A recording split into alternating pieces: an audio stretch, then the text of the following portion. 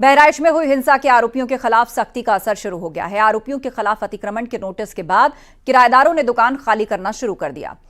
आरोपियों को चिन्हित करके उन पर कानूनी शिकंजा कसा जा रहा है। पीडब्ल्यूडी विभाग ने 23 लोगों के घरों पर नोटिस लगाया था। नोटिस में कहा गया कि आपका घर सड़क की जमीन पर बना है, लिहाजा 3 दिन में अपना जवाब दें और अतिक्रमण हटा लें। नोटिस चिपकने के बाद अब किराएदारों ने दुकान खाली करना शुरू कर दिया है। आपको बता दें 13 अक्टूबर को बहराइच के महाराजगंज बाजार में मूर्ति विसर्जन के दौरान फायरिंग में एक शख्स की मौत हो गई थी।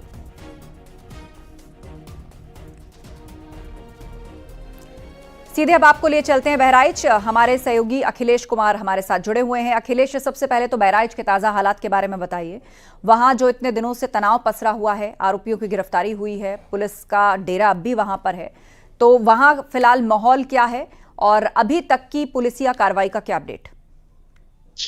देखिए, हिंसा अपडेट तो हिंसा होने के बाद पुलिसिया कार्रवाई शुरू हुई थी, जिसमें अब तक 86 लोग जेल जा चुके हैं और 10 से ज्यादा एफआईआर दर्ज की हैं। इन सब के बाद उसके बाद भी पुलिस अब लोगों का चिन्हीकरण कर रही है कि कौन लोग हिंसा में शामिल थे, किन्होंने पत्थरबाजी की थी, तो वो कार्रवाई तो पुलिस की चल रही है। लेकिन उसके बाद अब जिला प्रशासन ने भी कार्रवाई शुरू कर दी है। जहां पर हिंसा हुई थी वहां पर बताया जा रहा है कि रोड, जो सरकारी जमीन है रोड की, उस पर लोगों ने कब्जा करके घर बना लिया था।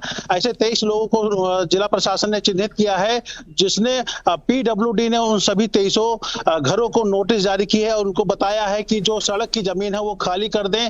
3 दिन का उनको समय दिया है, जिसके बाद अब नोटिस चस्पा होने के बाद जो दुकानें थी उसमें जो किराएदार दुकानदार थे वो उस दुकान को खाली करना शुरू कर दिए हैं। हमने जब उनसे बात की तो उन्होंने ये कबूला कि इससे पहले भी आगाह किया गया था, चिन्हीकरण किया गया था, ये सड़क, ये जो जमीन है खाली कर दे अतिक्रमण की, लेकिन बीच में थोड़ी लापरवाही हुई, उसके बाद शिथिलता में था मामला। लेकिन हिंसा होने के बाद मामला फिर से गरमाया और पुलिसिया कार्रवाई होने के बाद जिला प्रशासन ने यह कार्रवाई शुरू की कि जो सड़क की जमीन पे घर बनाए हैं जिन्होंने, उनको नोटिस जारी किया। उसके बाद अब उन्होंने खुद भी कबूला है, जो किराया, वो जो मकान मालिक है, कहा है कि हाँ ये सड़क की जमीन में बना है, तो अब उसमें जो किराएदार थे उन्होंने खाली करना शुरू कर दिया है। बिल्कुल बिल्कुल, और जो प्रशासनिक आदेश है उसका पालन होता हुआ नजर आ रहा है। शुक्रिया, आप नजर बनाए रखें। तो बहराइच की घटना पर मुख्यमंत्री योगी ने भी मीटिंग की है। डीजीपी से लेकर एसीएस होम इस बैठक में उपस्थित रहे। ADG law and order Amitabh Yash भी बैठक में मौजूद रहे। करीब आधे घंटे तक ये बैठक चली है और अधिकारियों ने सीएम योगी को ताजा हालात की जानकारी दी है।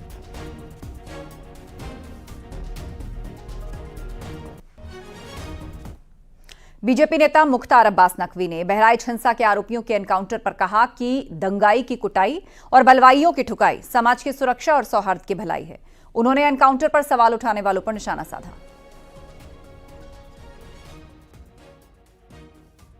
दंगाइयों की कुटाई, बलवाइयों की ठुकाई ही जो है वो समाज के सौहार्द और सुरक्षा की भलाई है। अगर दंगाइयों की कुटाई नहीं होगी, बलवाइयों की ठुकाई नहीं होगी, तो समाज के सौहार्द और सुरक्षा की भलाई नहीं हो सकती। और जो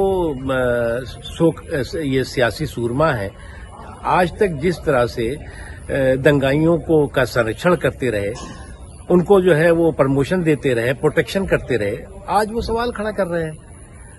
आज देश के सामने या उत्तर प्रदेश के सामने जिस तरह से चाहे वो दंगाई हो, चाहे दबंग हो, चाहे बलवाई हो, चाहे बाहुबली हो, उनमें जो है वो भय का माहौल है और समाज में भरोसे का माहौल है।